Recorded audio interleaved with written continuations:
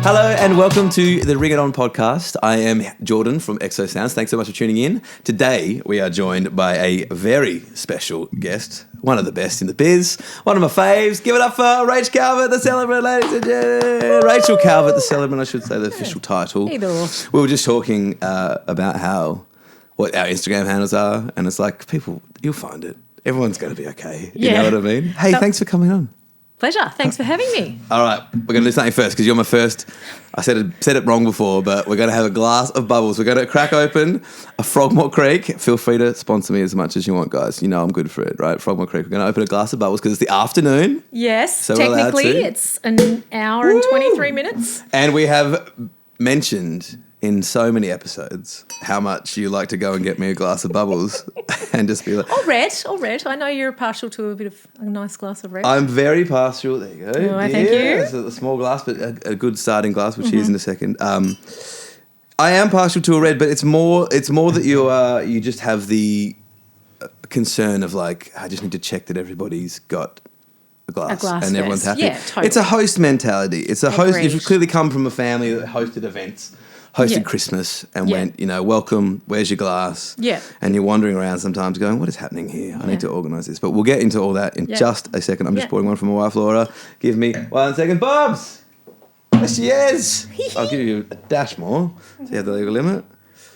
Come on round. Hi there. Hello. Laura's on the pod. Sparky's on the pod. Cha-ching. Cheers, guys. Bye. Thanks so much for coming on to the first Thanks for episode with having the me. bubbles Pleasure. involved. There we go. We did it. We also have here today, depending on how hard we go, we have Joseph Burton's Loose Juice Prosecco that he does his incredible champagne towers with. Again, not sponsored yet. Working Come on, it. Joseph. Come on, to the Joseph. party. Come on, mate. Get back from bar. Get off the gillies, mate, and come on, give me some juice. Anyways. Okay. Beautiful. Cheersies. Thanks, Bobs. We're going to start an episode. She's out. I take my She's bubbles out. and I'm out of Close here. that door. Close that door. Tell the kids not to come in. Cheersies. Yeah. What year is this? 2021. Essentially every Christmas I get a bunch. Why? Because it's a bit more, less weighty. Got a bit of age in it. Yes, it's got a bit of barrel. bit of- If it's natural ferment, is it? I don't know. Anywho, thank you so much for coming. Pleasure. We've rescheduled this like 10 times, which I love. Soz.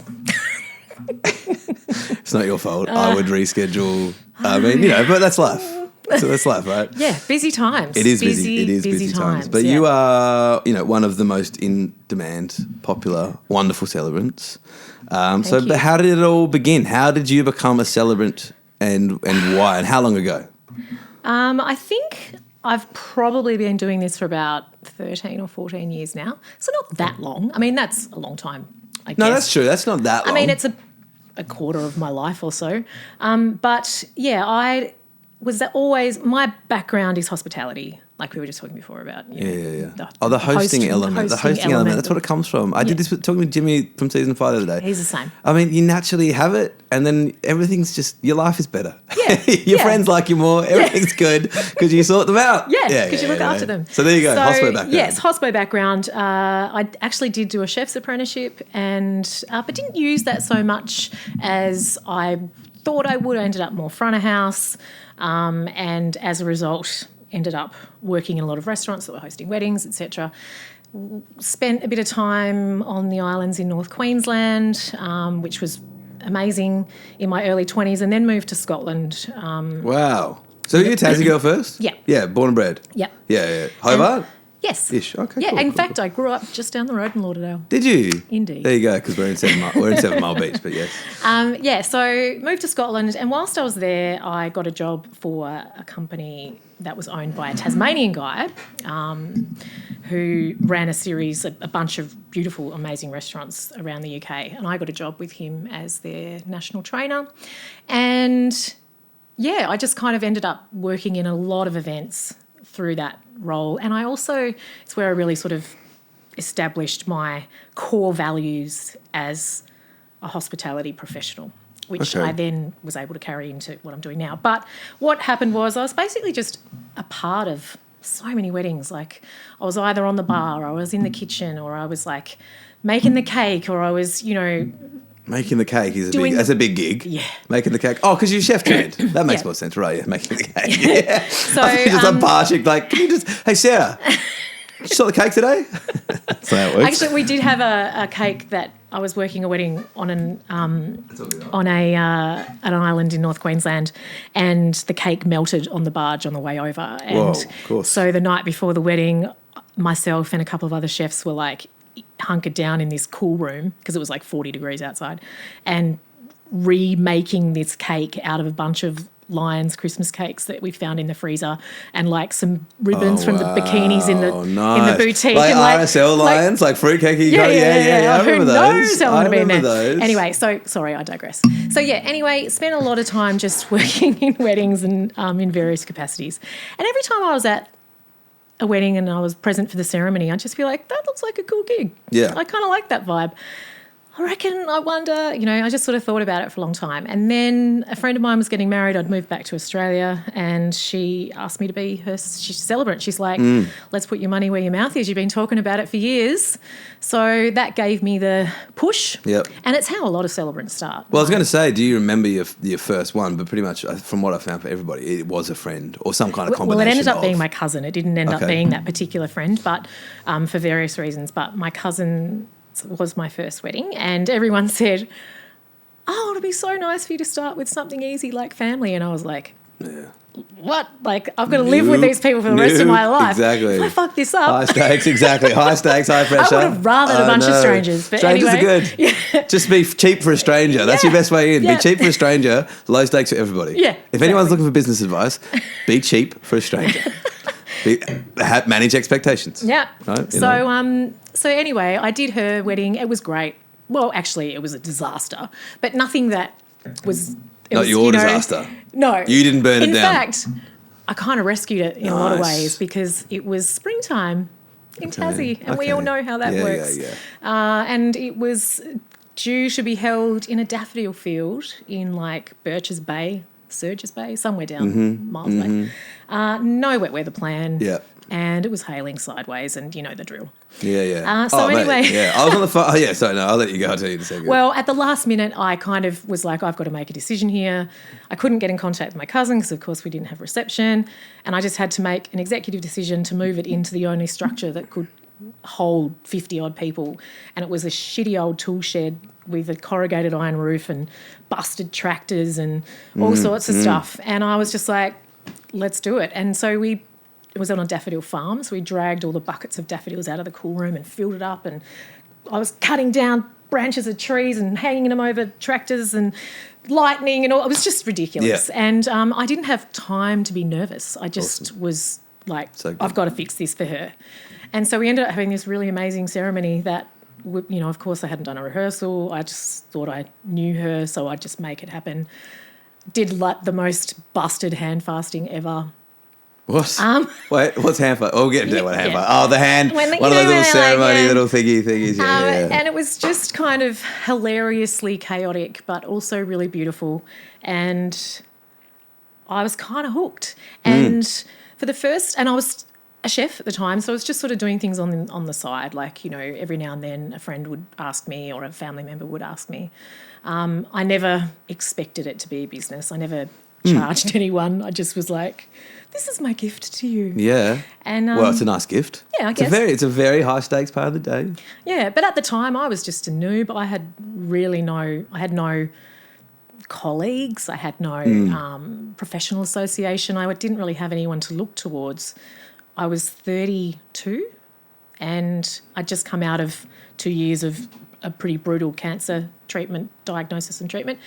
So I'd been pretty isolated for a couple of years. Sorry, down it goes. Oh, fine. It's all fine. Everything's fine. You good now? Ladies, check your boobs. Men, check your ghoulies. Everyone check everything. Just check it. Get feely. And so I just kind of was fumbling along, and there were certainly no celebrants of my age to link into, apart from Merrin Wilkinson, who became a celebrant at a very similar time to me. I'd known her through family, and she was an incredible support initially and really helped me with that registration process and getting through all of the training, and which is a lot. Yeah, has it sounded like that has changed at all? Has that become easier because of the online aspect of things now? Is it all probably still? I think it's probably harder now, to be Oh, honest. okay. I think there's more involved. From what I can gather, celebrants in training now have to like hold a certain amount of mock ceremonies in front of, with real people and record them and submit them. And there's still all Is that a good thing? Probably. I mean, I hate role play. I know, me too, mate. I'm a parent of a 4 and a 6-year-old, and the only thing I struggle with, except for every other aspect of parenting, is is the imagination play. I find really, really tough because I'm not really a silly goose in that way. I'm a silly goose, but not in like I'm a robot. Now the robot says to go to the farm. I'm just like, okay. First of all, there would never be a robot. Well, I was just never weirdly, even though I'm obviously reasonably extroverted, I was just never into drama or any of that stuff. I never did the whole got into the theatre sports and space jump and all that stuff. But I was always relatively good at public speaking, and I was in the debating team and stuff like that. So I guess there's a bit of that, and combine that with your hospitality kind of core values. Yep. It's about making people feel special and looked after and and heard and celebrated. And Absolutely. that's, in a lot of ways, what Celebrants work is. It's actually a perfect combo in the sense that hospo kind of makes you have to public speak all the time because you're dealing with strangers and you're often going like, excuse me, everybody, I need you to blah, blah, blah. And then you're also caring for them. And then, like, as in you're kind of making sure they're okay and getting down next to, Nana and going, okay, I've got something special in the back for you. You know what I mean? Like, it's this whole combo. And then, if you're good at, like, public speaking and or have an interest in that kind of love side as well, like, it's what a combo.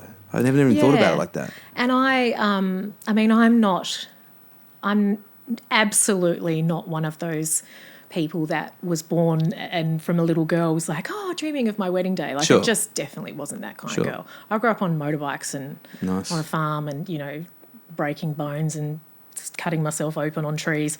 And I just didn't ever really think about that. And so the love side of it is something that is quite new to me. Like, I was always from the get-go pretty good at the people wrangling element, which yes. People wrangling is huge. Which is one of the big things that we always talk about here because it is about the nitty-gritty, and celebrants have to be people wranglers, and the ones that don't, please be, but the ones that don't and don't even realise that they're not, it is killing everybody else. It's such a chaos situation. Yes, that's exactly right. But you are one of the best at it by a long way. Like, Laura and I, when we've been here for like 5 years now working at weddings, we're like, what a pro, because instantly you're like, crowd control, everything's organised, touching base, you let people who know what they're doing going to be like that. But beyond that, you're running around going, do you need another chair? Should we organise this? Should we feel that? And it's like, that is such a underrated part and important part of being a celebrant. This is moment one of what essentially, and I'm learning more as we talk to people, but it's a production. It's a day. It's a movie. It's like a shitty movie, like that's really important for those two and the parents, and everyone else is just doing their best. And there's some people that are great at making that movie better, and there are some people that are just like, it'll be fine, and you're like, no, it's never fine. I think the hospitality is a big thing, but I think also, like, I'm just a creative person. So I used to be really great at photography. I used to be really great at painting and artwork, and I just don't do any of that stuff now. Then I was a chef. Obviously, that's a creative thing. I think when I'm in a wedding, I'm looking at a ceremony space, or I'm looking at how it's all going to look in a camera lens, I'm thinking about that as well. And I'm thinking about, do you reckon we could actually get the person with the pram or the wheelchair to sit just sort of like not on the aisle, because that's going to affect the aisle shots? Or we're going to maybe move the chairs a little bit closer because grandma's over here and we're not using a mic today. Just sort of all that stuff. Just stuff. So I think as you do it for longer, and I'm so surprised I'm still doing it. Yeah. But it's also the best job I've ever had. It is. Is there still a moment in like a ceremony that you get like emotional at? What gets you in a ceremony? I mean, and we will go back because I do want to talk through the full process like I have with everybody. But is there still a moment that like gets you every now and then? For me, it's always like, for an example, it's always like it's not the groom crying, but it's like a dad. Maybe that's because I'm a new dad. But I think the dad speech, when you just can't keep it together, I'm just like, oh my God, come on. I'm usually gone by then. That's true, but even at a ceremony, when he brings you down, that does get me. That's my example. But is there something for you? So if I'm gonna vows, Sometimes I feel like the aisle, if there's an aisle and it's a dad and a bride or a mum and a bride or whatever, any kind of, any parent walking any child down an aisle can be really emotional. And I think especially if either that family have recently lost someone or they've had that, battle to get where they are that day, and it's a big deal. This is like, a day that they've been working towards for so long, and they've undoubtedly had challenges and things happen along the way that have made it really tough. So those moments are really special. I still lose my shit a bit in same-sex weddings just because it was such a hard one fight, it was just, and that gets me. And vows, I think the better I know the couple, the more the vows mean. Well, that's what I was about to say. So your process obviously involves, from what I can see, I mean, is it a lot of time with the couple? Is it a lot of emails with the couple? Is it a lot of meetings with the couple? Because you seem to not only be able to craft their story pretty well, and I know that process is sometimes a little bit of, there's bits you got to hit, you know how to do that now, you're an absolute pro at that, and you're crafting their story around there. But I feel like you also know that, like auntie lost her son in a surfing accident 2 years ago, and that they've got a dog, and you've somehow obtained some freaking photo of this dog and you've printed it. You know what I mean? Like, you seem to have like, don't spoil but my it seems like you might. Jordan. It seems like you move in for a week or two. Well, I mean, I kind of do, but I try not to be. But what is that? So do people contact you via email first? Are you email, Instagram? Doesn't matter. I'm really lucky to have some amazing supportive other vendors, in for sure, because of my hospitality background. Absolutely. Mona have always been really supportive of me because I was part of their opening kitchen team. Yes, but you're also a bit of a pillar of the industry down here. You're a bit of a queen, so there's that too. But someone's still got to get in touch with you. Yes, so a lot of the time, couples find me through people like you. Yeah, for sure. People like Steph at Frogmore. Yeah. People like John Gaz. The word of mouth contact. It's for sure. They say, this is the Celebrant, or these are the Celebrants that we love to work with. And so that's how people end up finding me mostly. A lot of planners, G. So they're sending you emails though? Yeah. And do you have packages? Is it all just one thing? Like, how? I can't even imagine. I know there are celebrants that have versions of tiers of like, but I feel like you're just like, this is my price, here I am, kind of thing. I have absolutely. I can't imagine you doing some shit like entry package that doesn't work it out. I have no entry level. I have terrible boundaries, and I realised pretty quickly that if I just had an entry level package, I just end up doing everything anyway. Yes, so absolutely. I'm priced up here because that's all I know how to do. Yeah, absolutely. Is to just be everything and we're worth every penny. And do everything I can to make that happen. Yep. So so a lot of couples find me by referral. Very occasionally I'll get a rando email me, cold call me. Sometimes when they're coming down, and they've just gone onto the Attorney General, General's website and gone, oh, she lives here, that's near me. What's that? What's the Attorney General's website? That's our governing body. Okay. So that's the Attorney General's department is who all marriage celebrants are registered with. Yeah. Okay. So you can just search on there for your local celebrant nearby, whatever. And so they how uncreative is that? They might just find me with no idea who I am or what I do. She was at an event the other day, and I'm all for whatever. Like, I don't care about anything. She was at an event, a big launch of a sports team, and everyone, she got introduced, and please welcome the Honourable or something, and everyone was like, oh yeah, what's that again? What's that? Right? She had a military guy with her. We're like, oh yeah, is that we have military? Like, very odd moment. We're important people, Yeah, I know. No, that's awesome. I love that. So what is your process once someone is booked? Let's say someone's all across the line, highly recommended, they're booking in. I want to know how you pull out this ceremony that I've seen 100 times now, that is always different, that is always so catered and seemingly very meaningful to the couple. I'm sure you very rarely get a 1-star, I've got no 1 stars. I got no 1 stars, buddy. Oh, no 1 stars. It's not a 1-star zone. I don't think I've got a 1-star either, but I might get close every now and then. But how does that, what is that step? What is that process? Well, initially the first level of that is to make sure that they're the right couple for you, because then you can get a better connection. So here's the point of difference. You can extract. So here's the point of difference. So you're interviewing them at the same time. Absolutely. Yeah. Okay. Because not everybody does that. Like I think I'm probably for the first few years as a celebrant, because I was just sort of doing it on the side. It was a bit of a, like a thing for family, thing for friends. And then eventually I did a wedding that I actually charged for, and I was like, I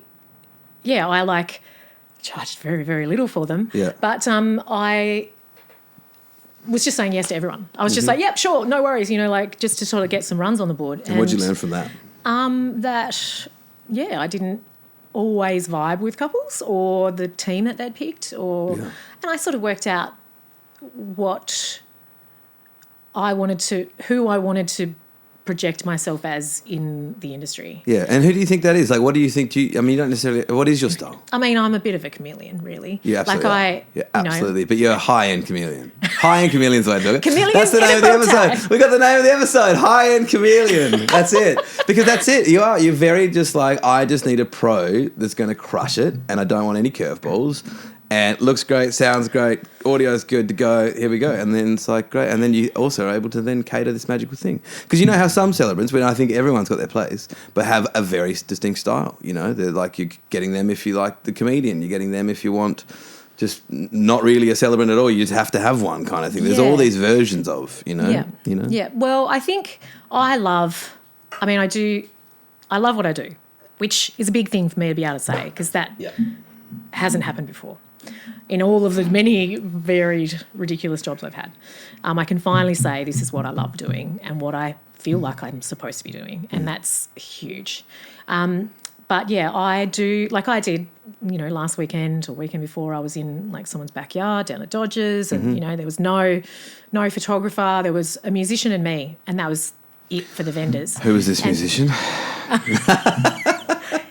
It wasn't me. I've got his name. I'll pass it. It's pretty good, actually. And it wasn't you. Yes, I did it. I'm joking. I just hate it when it's not next to me. I'm like, who is this guy? Is he any good? Get him on the books. What's going on? Either that or why the fuck wasn't it me? Yes, exactly. Yeah. I can't tone down. I can't tone down who I am, Rachel. It was so, just so low-key, so relaxed, so funny, and like just a hilarious, chaotic, ridiculous, funny, beautiful moment in time. And then, the week after that, I'll be like, there's like 17 vendors on the list, and there's 25 moving parts and 2 venues, and, like it's all happening, and everybody's working really, seamlessly together. And, I'm up the front in, cocktail outfit doing my thing. And it's like, it's a very different way of, that's a different level of what you need to get from your couples. Yep, so, okay. Your backyard weddings, they're like, oh, we don't need our story told. We just want to, get pissed with our mates. Okay. And can we just get the ceremony done short and sweet? A little bit of a note. Bit of story is always nice. Just a dash. Just a dash. And I'm not all about telling. You don't have to pay for Rachel Calvert if you don't need story. I don't want to cancel your business, but come on, that's weird. Like the art form is the storytelling, though. It is, but it's also, there's a big difference between storytelling and sharing information. Sure. And I get the information via a questionnaire. Yes, a questionnaire. So I have a questionnaire. Yep. I'm sure you probably do too. Like a Google Doc or something, you send out a I use my website. CRM. I've got something in there. Studio Ninja. Yep, cool. And that allows them to, and I can tailor them for each couple, and I have different ones for weddings, elopements, backyard weddings. Just, I can just sort of tweak them based on what I know the couple want from their ceremony. Mm-hmm. A couple on their 3rd marriage aren't going to want to talk about the one, like orcs. They've realised it's the 3. It's the 3 now. It's not the 1. Yeah, it's the 1. I fucked up. It's the second one. It's the second one. I fucked up again. Yeah, it's the 3rd one. So, I ask different questions, but I ask pretty specific questions, and I ask them to share and give them as much time as I can for them to complete that. I give them as much space as I can and encouragement as I can to sit down and give that. Open a bottle of wine on a Friday night. Definitely, yeah. and just have fun with it. Yeah. And so are they quirky questions, or are they kind of Yeah. Are they your crafted questions? Yeah. So it's kind of like a writing job as well. I mean, obviously a big part of Celebrants is being a writing Massively. job, but those questions, you can imagine you could still do the creative writing bit with fairly bland questions. Yeah, and sometimes that's quite freeing. Sometimes you have a couple that just really don't give you much to work with. Yeah, for and there's an amazing celebrant in Sydney who I love dearly as a friend and as a mentor and inspiration. His name's Benedict Agar. And he... I know Benedict. Ben is... With the briefcase. Yes. I used to work with Dapper, Benedict back in the day. Ben. Oh, my And God. He's one of the best you've ever seen. He is a legend. Oh, my God. And he wrote a workshop, I guess. He put a workshop together and a book, associated book, a few years ago as part of the Celebrant Society, which is mine and Ben's professional association. And it was called How to Polish a Turd. Okay, and it was just such a revelation because it was about, you're banging your head against the wall with couples that are just giving you one-word answers and just not coming to the party when it comes to sharing. And you're like, well, how am I supposed to write a ceremony out of this? Like, fuck. And Ben's like, chill, bro. I'm going to teach you how to polish a turd. He's unreal. And it can be really freeing because yes, you're starting with a blank canvas, but you can just make shit up. You can, yeah. Well, he's like a British guy, right? Isn't he a British guy? Yeah, he's English. He's a comedian. He's an actor. Yeah, that's right. You can tell that from him. He's played Hamlet, Yeah. It's funny because when COVID was on, I set up this thing called A Song for You Forever, which is essentially custom songs. I remember. Yeah, and I was writing songs for people and had a questionnaire that kind of gave me the inspo. And Jesus Christ, it was a mess. Like, as in, to pull something out of it sometimes was so difficult. And because they wouldn't even give me a good hook that I could use as a hook or anything. I wrote one for G and Omar, right? Yeah. And their questionnaire was great. And because they're creative, lovely people that are in love. And they know the value exactly. giving that time. And it was just, I canned it because it was so much work for so little money, but it was COVID times and I was desperate not to do anything. I'm still desperate not to do anything. But it was just like, and I see that as essentially an entry into what is a celebrant is asking, going and finding some kind of arc or process or connecting thread that goes like, oh, these guys love each other because of this. Like these guys are couch potatoes. And these guys are hikers and world travelers or whatever. If you ask the right questions, and this is, so Ben and I are still part of that same Celebrant Society. Ben has delivered that workshop a couple of times, a few times. I've been to it 3 or 4 times. And this year's conference, TCS asked me to do the ceremony writing component of the conference. And the first thing I said was like, well, what about Ben? What's Ben doing? Is Ben okay with this? Is Ben okay? Is Ben okay? Is he still here? And they were like, look, we just want, we love Ben. Ben's very much a part of TCS. He's one of the pillars of TCS. But they were like, we just want to mix things up a bit. And so I was shitting myself. Did you run it by Ben? Yeah. Yeah. He was so supportive and amazing. What a legend. We're going to give him a big shout out in this episode. Not that he needs it. We'll find his Insta. But he was so good. He was even nice to me back in the day. He's nice for everyone. Yeah, but actually, that's not true. No, no, he's not. You're right. I feel like that might be true because he was like I had to get him on side, and then he saw like I knew my shit, and he was like, okay, you're good, you got you. Yeah, and then the next time he was like, nice to see you. Yeah, great. Yeah. No, you earn Ben's respect. You've got a friend. There's nothing wrong with that in these times. So I was faced with a very difficult sort of, what is my approach? Why is it so different? And that's what we're here to talk about today, my dear. Why do 200 celebrants want to sit in a room and listen to me tell them that? Because, like, what have I got to say? I'm just a celebrant like everyone else. But I was quite interested to see how people did respond to that and how my process was either a process that other celebrants could learn from or a process that validated their own process. And so my kind of backbone of my presentation was asking the right questions, because if you do, your ceremony writes itself. Yeah. And once you get into a bit of once you've got a few under your belt and you do get into a bit of I know what my flow is. I don't use a template. I don't use a script. Well, a script, yes, but it changes every time. But like how I feel these different parts of the ceremony is very much based on the questions that I ask my couples. Mm-hmm. So if I know they have had a really incredible meet cute story, origin story, I'll get as much information about that from them as I can, not so I can stand up the front of their wedding and tell all their best friends and family who already know the story, but just so that I can find those little funny moments and little nuggets of gold and sort of weave it through a bigger picture. It must be a dream these days when one comes through and it's not swipe right or left, whichever way. Yeah, but you have your little bits. And one of the things that Ben taught me is that we shouldn't be scared of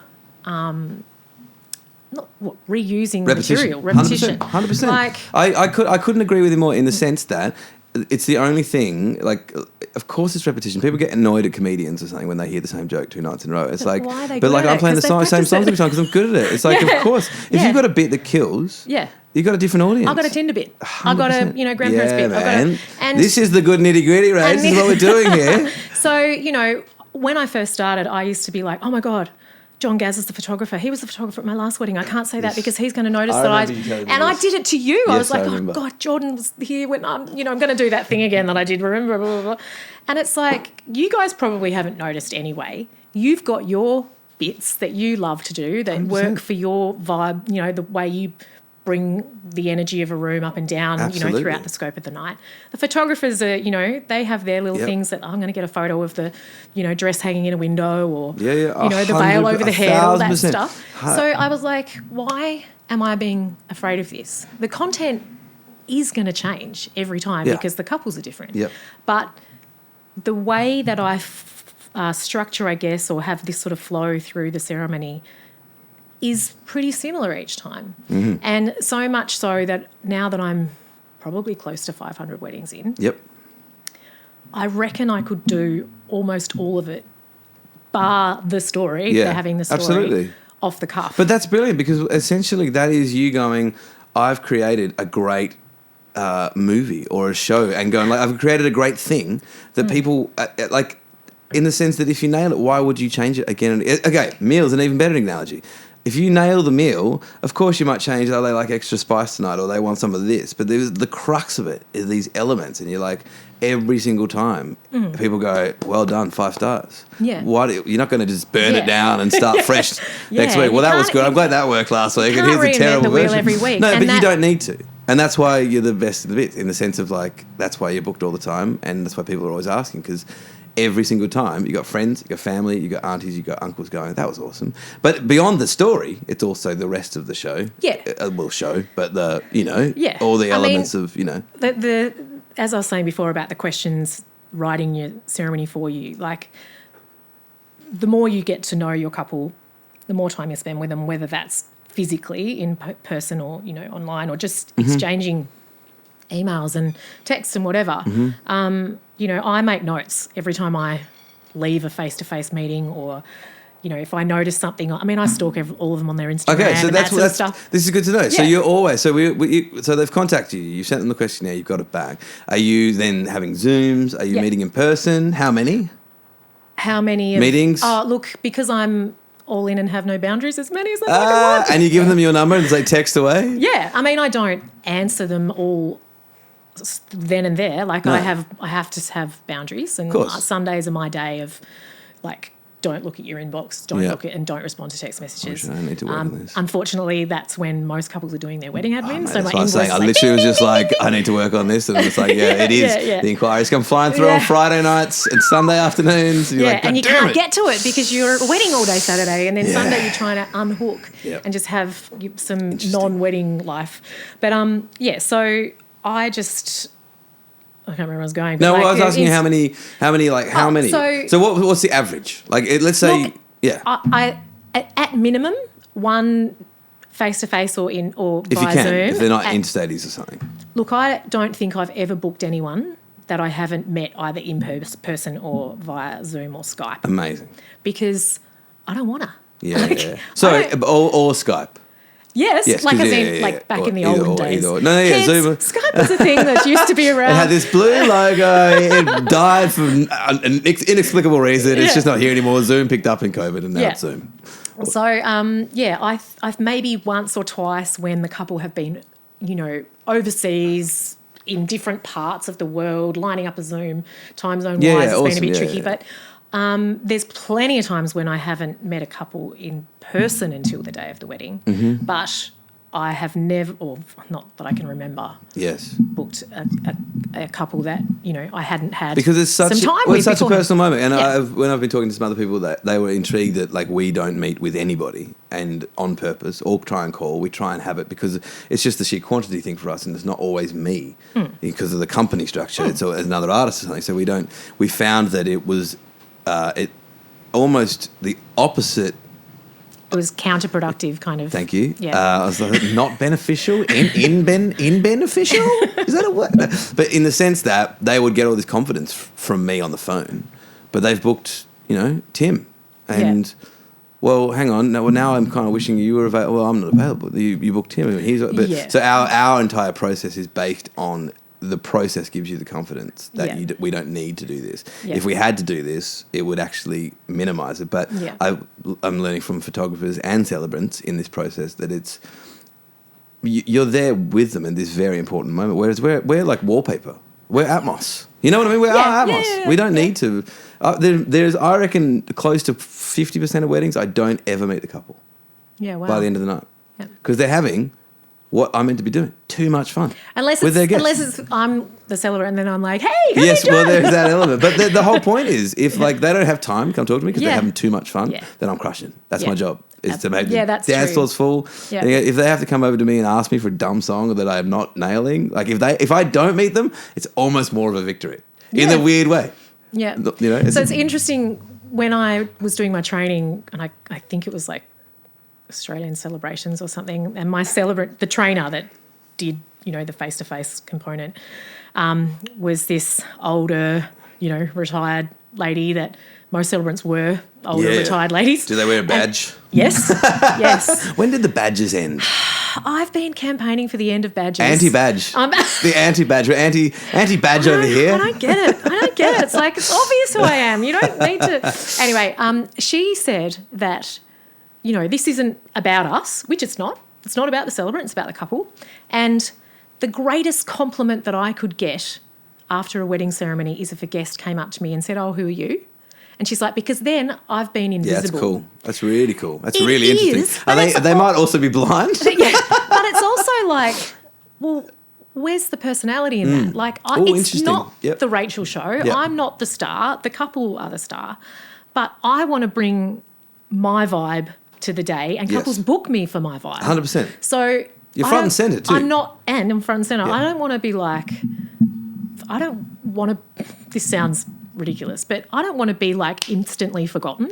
I like that, yeah. I want people to feel I want people to experience the energy that a great ceremony can produce. Yep. And I want that energy to carry them into the party. I love this. Or carry them into the little intimate, beautiful dinner for two that Jimmy from Season of Fire is cooking them in their fancy bougie. Production, as we were talking about before. It's part of the whole production. It's about... It's so good. And, like I was saying before, like I don't mind not seeing them. It's because I do think I'm not front and centre, or we're not front and centre. And even when they're DJing, you're with your friends dancing. You're not really looking at me. If you're looking at me, I'm not... Except if you're Gus. Well, there's Gussie. Gussie's front and centre. It's a different thing, right? Yeah. But that's exactly it. I wouldn't want to be forgotten if I was the star of the show. And I have so many people come up and like go, you're doing a great job. Or go, I'm sorry, no one's paying attention. And it's like, I found my peace with that 10 years ago. Yeah. I used to hate touring and paying on. I like the 45 minutes on stage. I didn't like everything around it. I actually like sitting in the corner with my wife, jamming out, having a great time with my mate on the drums. So I get it. But you're absolutely right that if someone watched you do a full ceremony and then went later, who are you? It's like, cool. Yeah. Cool that you literally was so invested in the story that you don't even remember my face. But also, like, what am I? Air? What am I, chopped liver? It's an interesting one. There's a really beautiful quote, and this is the quote that I actually finished my 45-minute talk on stage at the conference this year. And it's by Maya Angelou, and it's I'm going to stuff it up, but it's along the lines of, people will forget what you say, but they will never forget how you make them feel. Beautiful. And that is like, that's my... I love that. Yeah, it's so good. Because that's everything. Yep. And so I spent 45 minutes on stage saying, oh, you know, if you ask this question, then you can say these things. And if you do that, then, you know, you can write the couple's ceremony this way and story that way and blah, blah, blah. And then I was like, but ultimately, it doesn't matter what you say. That's why like all those like get rich quick things go. And now that you've forgotten everything I said, there's actually a pamphlet, take it home and then lose all your money and con all your friends. And, you know, thank God people do forget what I say, because there's been so many occasions where I've been a celebrant at a wedding and I'm looking out at the guests and I'm like, I married them. And it's like, oh, shit, you know, am I doing the same things? I'm going to stop you. I'm going to stop you and save you, because you do not repeat that much. I've seen you a week to week. You're selling it like she's selling it like you say it. I'm talking to the cameras now. It's not cookie cutter. No, it's not. It's never cookie cutter. I'm going to stop you say. You got to stop saying that about yourself. But it's because every couple's different. It can't be cookie exactly cutter. Perfect. Yes. So it doesn't matter if you've married them all; they're going to be loving it. Everything goes back to that get to know your couple, because if you get to know your couple, then it can't be the same every time. It just can't. Totally. So do what you've got to do as a celebrant. Like, do what you've got to do to get to know. Stalk them on Insta. You know, talk to your mutual friends that you might have with them on Facebook or whatever. You know, ask them to send you photos of their pets and their kids, and not in a weird way, but like, you know, just do what you can do. If they say they love this particular song, or their favourite thing to do on a weekend together is to sit quietly and read books, what books do they read? Mm-hmm. You know, like, what's your favourite movie to watch together? What do you do when you're wildly hungover, and what would you order from Uber Eats? You know, like those sorts of questions, which are kind of seemingly, you know, irrelevant to their relationship or to their wedding That's day. all life is. But that's where I get my good shit from. Good shit. I was saying this to my mum the other day and she didn't enjoy it. And because I get really into all this stoic, like that life is just the normality. You know, everyone is happy on a desert island because it's designed to be paradise. So it's very philosophical. Yes, to find that into the normal part of the normal day. And Seinfeld calls it the nothing time. He said his favourite moments with his kids are like the bowl of cereal at 9 o'clock, watching a movie they repeat. Yeah. And if you're always waiting for the quality Christmas lunch, catch up, get together, it's going to be the best conversation of your life with your daughter, partner, friend, whatever. You're missing every little... the tiny moments. You're not clocking all these little moments. And that's what you're essentially saying, is that finding out what dumb movie or what show annoys them. Or like, what show do you wish she didn't watch all the time? And someone's like, if she talks about the fucking Kardashians one more time, I'm going to murder her. You know, like that's the real life. That's the goal. That's the life. Yeah, that is it. And it's not like sometimes it's they've just bought their 4th investment property together, and you know, like, good on you, hooray, cool story, that's really bro. nice. But like, is that success? Is that happiness? Is that... So, I guess. I mean, if it makes them happy, some people it is. And if the other person, I guess, in that scenario was like, that's what makes me happy, seeing them love that so much, sure. But I don't think a 4th one, maybe the 2nd. So I had an experience, and again, a lot of these things are going back to Ben in his wisdom and advice. Oh, we'll send this to him. So I had this experience. It was like, I think it was just early COVID, or maybe just right at the end before COVID kicked off. And I used to send couples my scripts. I used to write my ceremonies. Okay. And I know lots of people still do. Like, it's a 50-50 split. It's a constant... Is that a thing? It's a constant thing in the celebrant world, is like, don't send scripts. That's the worst thing you could do. Definitely send scripts. Do couples ask? Well, not so much anymore. But when I started, and I guess I didn't have my, you know, experience behind me, I wanted to send them my scripts because I wasn't confident. Yeah, I wanted them to go, oh my God, I just read this at work and it made me cry. I feel like that's killing the and so I did that for a long time because I wasn't confident in my ability to write these things. And then I had 2 really kind of awkward experiences quite close to each other. Sent the scripts to these couples, and, you know, I write like I speak. Mm-hmm. I speak a bit more eloquently in a ceremony that I do, you know, in day to day, but I'm largely just me. Like, I don't change into someone else. And it just didn't translate for them. They read this script that I'd spent hours and hours and hours writing, and they replied to me, and as soon as you hit send, you'd just be like refreshing your inbox, waiting for them to get back to you to say. Does it take hours to write? Everyone? I mean, it does. Yeah, it used to take me like 10 hours, but now it takes me like 3 hours, maybe 2. Yeah. Thanks, Ben Agar. That's because of you. This guy, this Ben Agar, he's getting mad shout outs. Get him on the pod. Come to Tassie, mate. Come on, mate. Come on down to Tassie. Book one down here. We'll get you sorted. And the couple, I'd just written this. It was just lovely and light and funny, and I was happy to send it to them. I genuinely thought they were going to come back to me and say that was amazing, because that's what people did, and that was great. That's why I love what I was doing.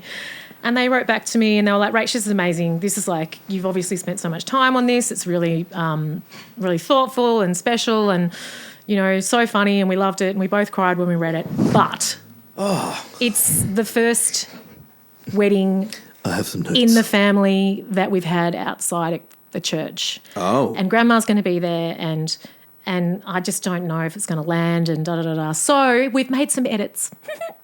Thanks. And they just rewrote it, and it was a resume. It was just a resume. What'd you do? Well, it happened twice. The first time I went with their version, and it was at Frogmore. I don't think you were there. I think it was pre-Jordan. How dare this situation occur? And I made a point of saying to all of the vendors that were there that I knew, I was like, by the way, I didn't write this. Yeah. Because I didn't want them to think I was shit. And I wish I could do this when I get a shit song, being like, FYI, this is a disaster. You're about to hear a disaster, not my choice, not my suggestion. I actually do that when I'm DJing. I go, this is, by the way, this is going to bomb. And I'm just doing it. You are your brand. I'm my brand. Yeah, and every wedding I do is an advertisement for my business. Yep. And if I'm going to stand up there and read someone's resume, what's that doing for my... So you told everybody? Yeah, you ran around. I ran around beforehand. I was like, so just so you know, this isn't, it's my intro, it's my outro, but like all the bits in the middle, I had nothing to do with it. I'm just doing because they were kind of insisting. And then the second time it happened, I said to them, "Thank you, I appreciate the red pen, but I can't deliver this authentically if it's not my ceremony." So I've rewritten a third version that's kind of, nice. Melded them together and shout. sort of, rounded off some of the edges that you're a bit worried about. And what do you think? And they said, great. And it was awesome. The ceremony was fine, but like the day was awesome. Ended up in Vogue, didn't get a shout out. Anyway, so after that I was like, do you know what? I'm not sending scripts anymore. No. Like they can trust me or they can not book me. Yeah, and interesting. It just adds to their experience on the day to hear it for the first time. Yes. And absolutely. And if they're anxious about particular family dynamics being touched on, or anyone that's passed away, or they're worried about handling this particular part of their story or whatever, then I'll share a paragraph or two. Can I say that this is essentially the photographer's version of the first look? In the sense that some like it because they get to craft the story better, the photo better. Some hate it because it ruins the magic. Some like it because it gets rid of some nerves. Some hate it because, they don't get that magic moment. It's essentially like, you'd think it would be way more common and popular to not receive that script. But I can't believe it's 50-50. Oh, I mean, I haven't done a survey. Where's the data? Where's the damn data, man? We're an analytics-style podcast here. I'm not a data girl. I'm a data girl. I'm a mad data girl. I love the data. I love the data. I have some data questions for you in a second. Okay. Yeah. So I was having a conversation with Nat Weaver a couple of days ago. Shout out Nat Weaver. Yeah, love you, Nat. So I had 2 weddings on the weekend, and they were both awesome, like the best. They were both just so good. The second wedding, the first wedding, just a beautiful couple. Everything was just amazing, and I was just so stoked to be there because I just loved them. Last week? Loved them. Friday, Fiona. Yes. One of my crew was on there. Who was on that? No, just into Nathan up north. Yes, don't test me on names. It's the Just first time I met them. They did a good job? They were fantastic. Excellent. Good. So anyway, I hadn't shared the script with this couple because I haven't done that for like 10 years. Smashed it, don't mind saying. It was bloody awesome ceremony. Loved it. They loved it. Everyone loved it. And at the end, I did a little bit with my little Scottish friendship cup quake thingy. Yeah, like a little double-handed pewter bowl. Because you have a lot of those little elements that you throw in. Yeah, I like to add in a little third, layer. You lived in Scotland, right? Yeah. So there you go. You got the Scottish thing. But also the bride's mum is Scottish. Sure. So I was like, this is cute, and I'll do this with some local whiskey, and we'll do a little blessing, and it'll be really lovely. And we did that, and the couple was so stoked, and they were just like dead set thrilled about it. And they didn't know that was going to happen at all? No. That's not script. That's like a whole thing. Yeah, but I never tell couples when I'm going to really throw in a no. I didn't know that. This So is like much better. This is like the printed out dog and cat scenario. They you never don't tell know. them? You No, never know. Where do you get the freaking photo from? Instagram. I stalk them on Instagram. Where do you print it? I've got a great local printer in Kingston. Shout out Paul Noble. There you go. Shout out Paul Noble. So many shout outs. We got Ben. We got Now. We got. And you just sort of, there's a way you can extract it off Instagram in the highest resolution possible, print it out life size, stick it on a thing, cut it out, job done. This is why you're a fucking pro, man. and it's good. Like it's great. Those things. It's great. It's not just good. It's great. So those little elements, those little, I mean, you can call them rituals if you like. I hate that word, but like those little. Needs a new word. Yeah. What is it? Gosh, I mean, we could sit here for a whole other Inclusions, podcast. but that sounds like cultural nods. Rituals is too lofty. Yeah. Lofty. Like it's just these little gestures. Yeah. Yeah, little intricate gestures. Little ceremonies within ceremonies kind of thing, really. Yeah, sure. So I never tell them I'm going to do that. Unless it's like probably the only thing I would. Maori stuff unless maybe? Unless they've requested like maybe? a hand fasting or something. If they request something, great. Yeah. But all those little bits like. Where do you stand on that? You like all that? You think it benefits the ceremony most of the time? Yeah. If it's relevant. I like all of them, and I do think they do give a bit more gravitas to some ceremonies, but there are a couple that just take ages that are a bit like, if you've got 140 guests, maybe don't do the pass the cup to everybody or the ring warming. Ring warming. There's a few things that you just like, from a logistical perspective. Yeah, and there's ways you can get around that if it's a bigger group. But I think that adding another layer in terms of it not just being words spoken from the front of the room can be really give it a bit of an extra dimension and something to hold or touch or to create something that they can keep, by the end of the ceremony is a really nice thing to do. 100%. And just a little extra memory, just a nice little extra memory, because that's what it's all about. I do. Creating memories. And I also think another element of that, especially if it's a group one, again, logistically, think about the size of your group before you do anything crazy. But it is a way of going, hey, everybody, we're here together today to do this together. Yes. I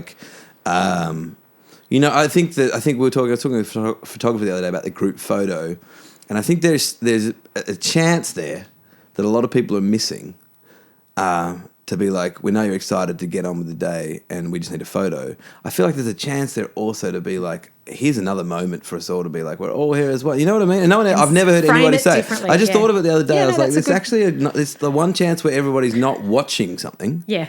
They're all now together. Yeah. And there's now their day to push on. Yeah. And I do think it's missed. But I do like all those little bits, but there are some logistical ones where everyone's just all of a sudden going like, I actually needed to piss before I sat down. Is now a good time to go? Yeah. And you're going, if you fucking leave, I will kill you, Adrian. Yeah. Especially if you're at Glen Albert and the toilet's like 5 miles away. I was going to say before you were talking about spring. I was talking about autumn I was on the phone with a lady yesterday. He's getting married in spring on the deck. And she's like, it's a 2 to 3 hour canapé session out there. And I was like, what's the date? She's like, April 19 or something. I was like, it's a 20-minute set, probably. It could be 40 degrees. Yeah. It could be 3 and hail winds and chaos up there. Well, going back to the weekend, I had 2 versions of my ceremony ready to go on Saturday. What do you mean? Why? What does that mean? Because I had a rain ceremony and I had a... Why does that change? Well, because I don't want them sitting in the rain for 25 minutes if they don't have to. Like, I'd rather get them... Wow. So you're cutting ceremony down at length. Sometimes the moment you're just skimming over paragraphs. We had these adorable, a couple of weeks back, adorable MCs that were young, like teen boys. They were going back and forth and they clearly tried to learn it off book, like a performance. And it was super cool. They had the phones in their hands, but they were trying to like look and then do it and riff it. But they were super nervous. And so everyone's sitting down. Everyone's dead quiet and going like, here we go. And they go, the first thing he says is, okay, everyone, please sit down and be very quiet because we're about to begin. And he looks up and everyone's like, nailed it, mate. Next, we're already here. Like, as in no ability to go. Let's take a beat and work with it. But it was adorable. They were so nervous and it was wonderful. But I was like, wow, there's a moment there where you can't. So that's interesting. So that's something interesting in the nitty gritty. You'll change because of. Will you change a ceremony length because of heat? Oh, absolutely. Sun? Yes. Really? Yes. Really? Yeah. Okay, and you'll change it because of rain. Yep. Yeah, you will go, I'm going to cut this, I'm going to cut this. So you kind of almost have a mental like... I have a mental checklist. Like a journalism, they call it the journalism bits. triangle, right? Yeah. The journalism triangle is when you send, I did a journalism degree, when you send something to your editor, it's the most important stuff and essentially most important to least important. Now, a ceremony is not like that, but you clearly have a way of going. So the reason they do that within journalism is so that whatever's at the bottom, an editor, if they don't need the words or can't fit the words, can just go wipe. And they've got that somebody died yesterday in this house in this area and this out. And the fourth line is they seem like they enjoyed spaghetti. It's like that's gone, right? Spaghetti line's gone. Yeah. Because of that. So you're kind of mentally doing that. It's sort of like that. Like, yeah, and I don't Sorry always... about the fly. We've got a podcast fly. I don't always have physically have two different scripts on my iPad. No. But it's a mental. I do know in advance where I can condense things and where I can maybe skip stuff that could be done, later on in the day or during the signing while that's happening or, I just over time, you kind of learn how and where you can save a few minutes. Yeah.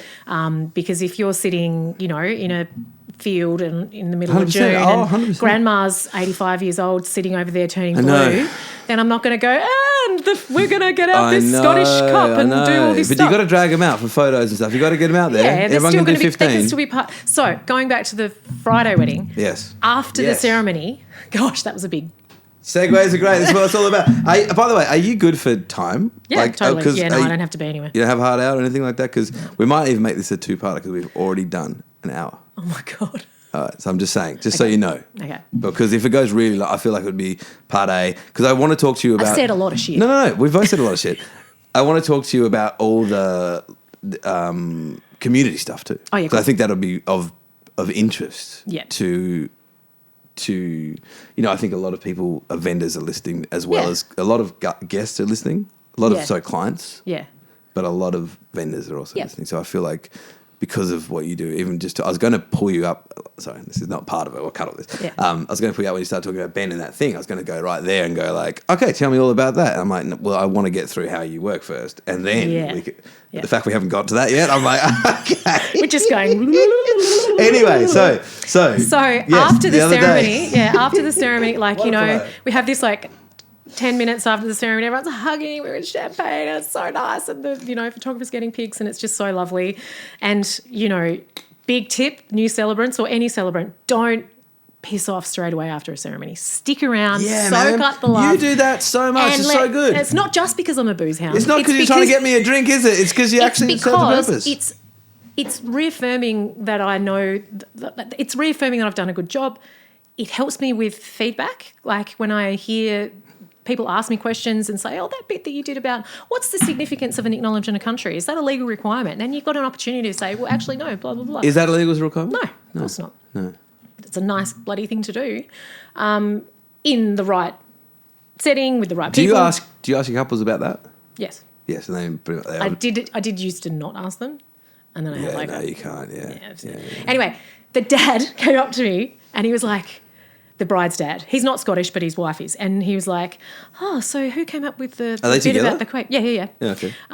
Who came up with that bit? And I was like, me. I just thought it'd be nice, because of. Bit of love in the air. Yeah, just cute. Bit of fun. Nice little moment. Yeah. And he was like, yeah, cool, thanks. We were going to do that in the speeches. We've ordered them a special one from Scotland. Wow. We've had it engraved. Okay. We've got Scottish whiskey. Okay. We were going to do that. And I was like, I'm sorry. And he said, no. He was so gracious and lovely about it. And he was like, no, look, don't be. It was really great that you did it as part of the ceremony. Traditionally, that's where it would happen, like in a Scottish wedding. We just didn't expect you to know about that. So what would your advice be in that scenario? How do you ever get around that? Are you open to like parents and things emailing? Because that does happen from time to time on our end about specific things they want to do. Yeah. They don't know about songs they might want to sing personally or things they might want to Yeah. do. But I mean, how do you really get around that? Look, it's almost impossible. It's a one-off. It is. I mean, that right? that hasn't specifically happened to me before, but Yeah, many times, in fact, the same wedding, the father of the groom said to me afterwards, "Oh, thanks very much. You stole all the content from my speech." Yes, but hey, fucking everybody. There's only so much fucking content for speeches, team. Like, And what, also, what I mean? Find something as- specific to you. They're not going to tell a celebrant, Dad. Yeah. Find something that she did when she was cute and They are young. going to know so much more about. They're going to know so much more about their child than I could know, possibly know. That's what I'm saying. And their perspective will be different. That's what I'm saying. If the speech is the same as what you learnt in a questionnaire, well, maybe get to know your daughter, mate. Oh, gosh. So I was like, oh, my God.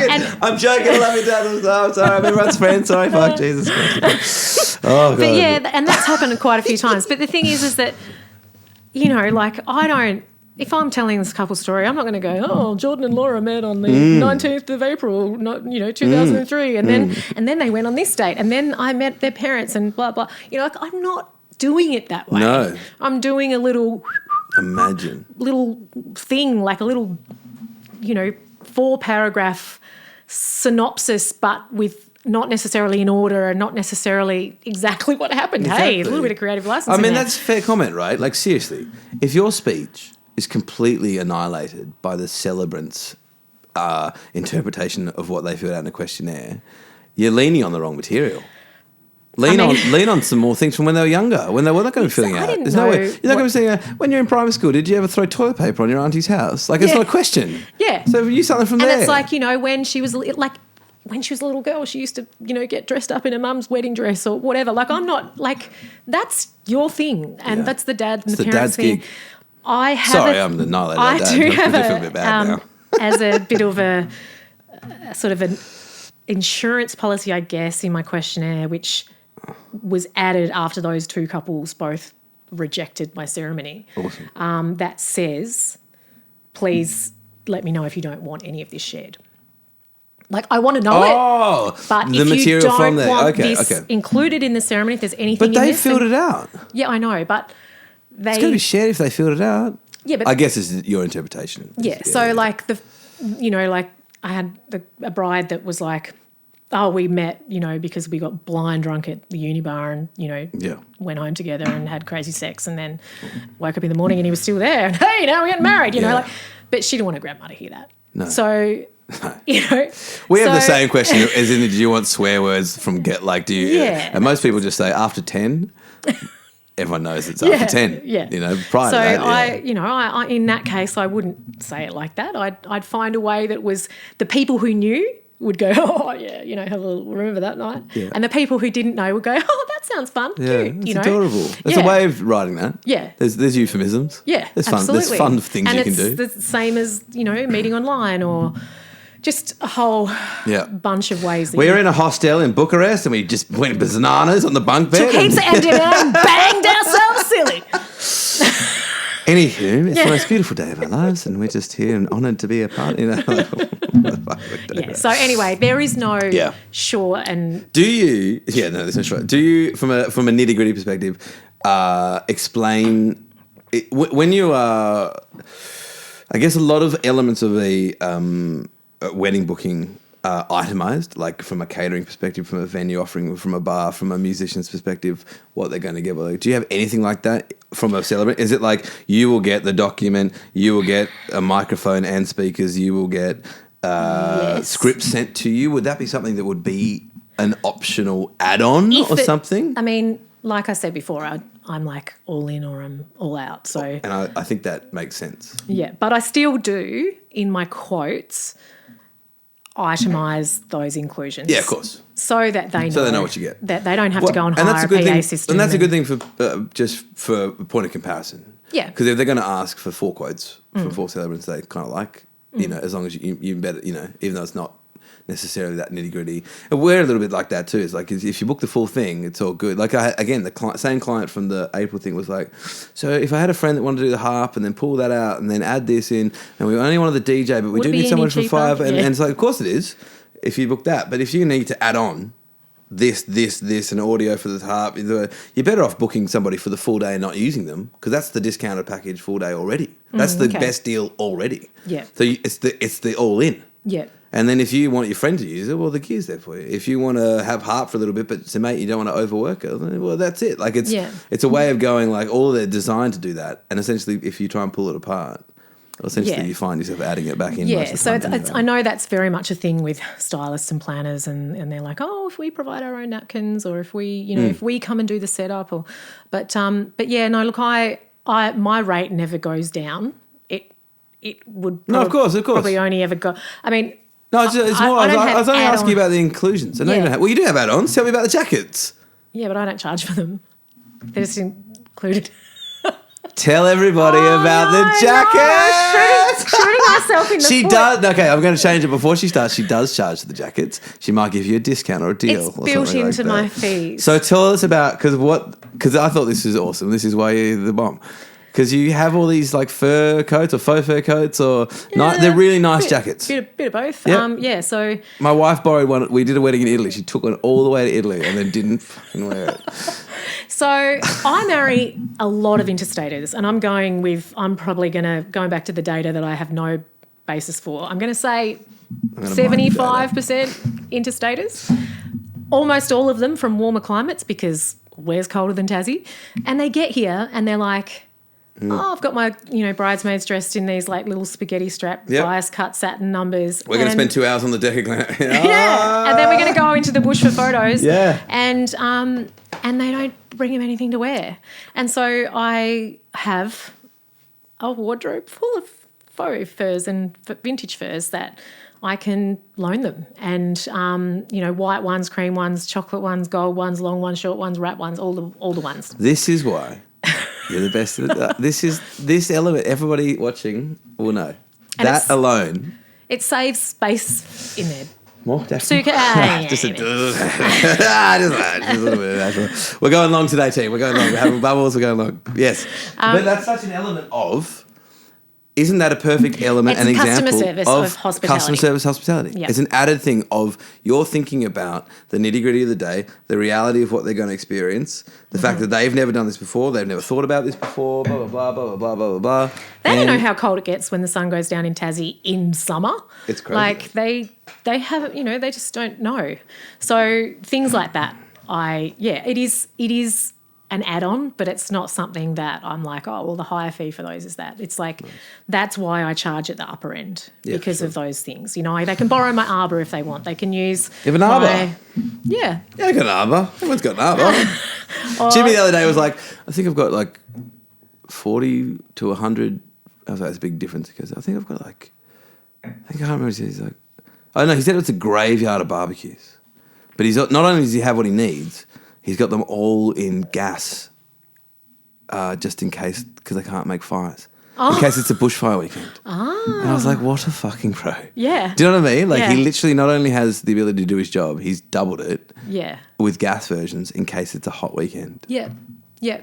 And that's, I guess that's what it comes down to, is the experience in, experiencing doing a wedding catering for a wedding and a bushfire and, having to improvise. So, those things are really important. And the company that I worked for in Edinburgh, which was a national company owned by a Tassie guy, beautiful man, sadly passed away a couple of years ago. His company ethos for this business that we all worked for was about learning your craft in whatever that may be, waiting, bartending, chefing, whatever. Learn it so well that you can basically do it without thinking. And then that allows you to free up brain space to focus on adding another layer and an additional 100% level of care. Love this. So it's almost like you can do your job on autopilot. Yep. And then you can focus on how can I make this extra? What can I do to bring this extra element into things? So I know I can write a nice ceremony that is going to be legally binding. They're going to be married at the end of it. Everyone's going to have a nice time. And I can do that without thinking too much about it these days. But what can I do to make my service extra and particularly like special make them feel extra special? Yeah. What is it? Is it getting their dogs on board? Is it it's the anniversary cake at the hotel? It's everything. Those things. Yeah. So that's and Tim Bacon, the guy that taught me this. Kevin Bacon. No, Tim Bacon. Kevin Bacon. Oh, yeah. There's only one Bacon. Wasn't there an Australian politician that was a Bacon? Yeah, Tim Bacon. That was Jim Bacon. He was the premier. Yeah. So anyway, I think somehow a similar family. Do you want me to tell you a really funny story? Yeah, absolutely. Quick one. Absolutely. Nothing to do with weddings. When I got to Edinburgh, I got this job with this company. They were opening their 9th restaurant in Edinburgh, and I was employed as a server. And then quickly through the training before we opened, we did lots of training, and they said, okay, cool, will you be our head server? And I was like, sweet. And then I was learning about the company structure and the org chart and all that sort of stuff. And they were telling me about the owner, and he was this guy from Tasmania. And he was, really amazing guy that had started this business in Liverpool as a flair bartender. Taught Tom Cruise how to flair for cocktail. Before what movie? For Cocktail? Yeah. I don't know the cocktail. I don't know the movie Cocktail. What? Should I know the movie Cocktail? Oh my God. Who? What? Tom Cruise and Brian Brown. Come on. Oh, yeah. Okay, you mean Mission Impossible 2. So I'm in this classroom in this hotel, and I'm learning all of these people, and they're like, oh, the head of business marketing is this person, and the head of security is Tim's, the owner's brother, Tim. His name's Chris. He actually won a gold medal in the Korean Olympics in judo, and I was like, ding! Something in my brain went, I know that fact from somewhere. Went back through my little memory and remembered that at about 9 or 10 years of age, our family sold our family farm to a family whose son won gold at the Korean Olympics. No way. In judo. Oh my God. So I was like, I go and ring my mum on the payphone because, no mobiles. Oh, payphone. I think I even had a phone card. Oh my God. And what's it for? You used to charge up. Yeah. God, I'm old too. I ring Mum and I'm like, Mum, what was the name of the family that bought our house at Fawcett? And it was them. It was Tim Bacon's family. Tim, I'm Googling who was the owner of this business that I just happened to get a job at in Edinburgh, and I had the same bedroom. I went to the other side of the world, and we had the same bedroom. That's just insanity. Isn't that weird? I just love these. Don't put that in. You can put that in. I can put as much of this in as you want. So anyway, it comes to opening night. He's one of the directors and owners, obviously. He turns up. He's sitting on the VIP table. I'm looking after him because I'm the head server. And I was shitting my dacks. And, and he's like, calls me over. Very charismatic, attractive, lovely man. Really inspiring, great at rallying troops. And he was like, so tell me about this house in Fawcett. And I was like, Gillingbrook Road, double story, big red roof, pool out the front. Gillingbrook Road, isn't there a big old cottage on that road? Yeah. Yeah, I know the one. And you lived there? That's where I grew up. I thought you lived in Lauderdale. Well, I moved from Lauderdale to there and then back to Lauderdale. Yeah. And he was like, which bedroom was yours? And I was like, second from the end on the left. And he went, same here. Unreal. Isn't that weird? I love that shit, man. So weird. I love that shit. Anyway, it's a crazy life. That's a crazy life. Ridiculous thing. But he set me up with my values in terms of what is important in customer service. Okay. And that's why going that extra mile. Learn your shit, know your shit, and then that allows you to reach a little bit further. Mm-hmm. That's that. Jordan, you've gone all quiet on me. No, I just think those stories like that are really crazy. Like, it's so weird how it all kind of, those weird things connect, and you become, and it all, to be in Scotland, Yeah. I mean, you hear stories all the time. You go to the other side of the world and bump into your neighbour, but it was like, he was such an it's beyond neighbour. Yeah, It's the same bedroom, house and same bedroom, and he became a very important person in my life. That's it. I didn't ever know him really well. Yeah, I think I lost my mind when I started saying Kevin Bacon and then Googling the movie Cocktail. I was like, why am I Googling Cocktail here? Come back to me, George. Come back to me. I just started going like, God, why don't I know the movie Cocktail? You so okay. do. Yeah. So, okay, I'm going to bring you back. I'm going to be a good host. I'm going to draw this back because I feel like you've really... Talk to ownership? No. Everybody's going to know here how good...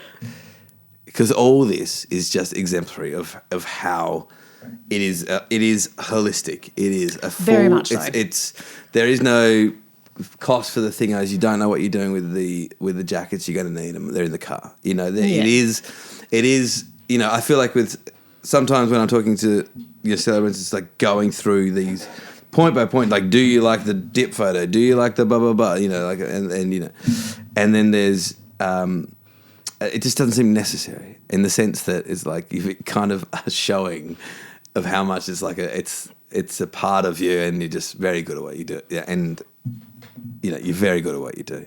And I feel like you've you are as well. Thank you, but I feel like you've been able to, you know, to show that, you know what I mean? Like, in the sense that, like, my job, I guess, here is to go, like, nitty-gritty details, even, I think, and it's like, I don't even have that question because it's just not required because it's you've got it. You know what I mean? So I guess the other thing I wanted to talk to you about is the industry as a whole, because you are a kind of a pillar of the industry, and not only the entire wedding industry, because you have obviously been doing it for a while, but like the nitty gritty of Celebrant land. You're talking about Ben before and talking about a conference. You're obviously upskilling yourself all the time as well. Still? Yeah. Well, yeah. you're even hosting now. Yeah, well, yes. Small events. But so the Celebrants seem to have, more than any other element, a cheeky little society. Yes, but that wasn't always the case. And you cheeky little fuckers in your society. No one else gets invited. What's going on? So, what's going on? Well, if you think about it, right? If you're at a wedding and you're the celebrant, is there any other celebrants there? No, but if you're the musician, is there any other musicians there? Usually there might be. Are there any other photographers there? That's true. Sometimes they have second shooters. Sometimes you have Laura with you. If we're going back to debating school, mate, I'm going to put you up with that because I think there's so many elements that only one person. But go on. No, you're right. But yeah, so it's an isolating trade. You don't have an office that you all go back and share, you know, stories at. Yeah. You don't have your Friday night knock-off drinks with your colleagues. You work as a sole trader in a very solo, like you're incredibly, like, people-oriented. 100%. But it's just you. And so when I started, I mentioned before that Merrin was the sort of only real celebrant that I knew personally, apart from Maxine, who had married like everybody I knew, and bloody hell, and so she, you know, she recently retired, but Merrin actually fostered that community. Yeah, she started it. Really? Yeah, she was it. Well, I've got to get her in me. here for sure, but I do think that is you may think it's a national thing, but I do think it's a very Tassie-specific thing too. It is actually a national thing. Like there's... Okay, well, I'll just go for it. So Merrin got a bunch of us, you know, there was like 5 or 6 of us, and she would be like, let's catch up. Yes, come to one of my weddings and be my roadie. Come to one of my weddings. Yeah. Awesome. Yeah, so I went to one of Merrin's weddings because I was like, I'd never been at a wedding that I wasn't working at or wasn't a guest at. So I just wanted, so I wasn't really always paying attention to what the Celebrant does. And so I went to a wedding with Merrin down at River Run, down at Dover, but it was called something different then. Can't remember. And I was like, wow, she was so good. She was like holding the baby and she was consoling grandma, awesome, and she was doing this and doing that. And I was like, that's what I think a celebrant should be like. I don't believe and want to be a celebrant that turns up 5 minutes beforehand, reads something off a script for 20 minutes and then leaves. Mm-hmm. Like, I am a holistic celebrant and I'm a holistic person. So when I saw Merrin doing that, I was like, yes, that's what I know I would be good at. And so Merrin was really great at introducing me to other celebrants. And so we did have this little group. There's probably only 5 or 6 of us at the time, and, we'd occasionally meet up for a glass of wine, we'd bounce off each other, we'd help each other with our ongoing professional development, which we have to do every year. We just sort of... What's that? What's the mean? Well, because it's a legal role, we have to make sure that we are always on top of any legislative changes that might happen. A software update for the celebrant industry. Yeah, kind of. You plug in, you go, okay, I guess I got the But new also, bottle, we just need to make sure we're staying on top of issues like consent and Absolutely. changes in documentation. Because I don't think there's any other element of the industry that has these requirements. No, I don't think you need there's to cite no people's workshops. passports. There's no workshops. You no. play for them at their wedding, do you, John? It's the only part, right? Yeah. Well, it's the only legal component, so it has to be regulated, and the people that perform that legal part have to be kept up to speed and make sure that they're meeting that standard. So it's not a big commitment. It's like 5 hours a year. And they did talk about scrapping it for a while, and there was a bit of an uproar because celebrant work is a professional role. Like it's my full-time job, and it wasn't always, but it became my full-time job. And I want people to value our role as celebrants as a profession and know the value that it can bring to your day. It's not just paperwork, but it can be so much more than that. And so that's the stuff that we've been talking about today.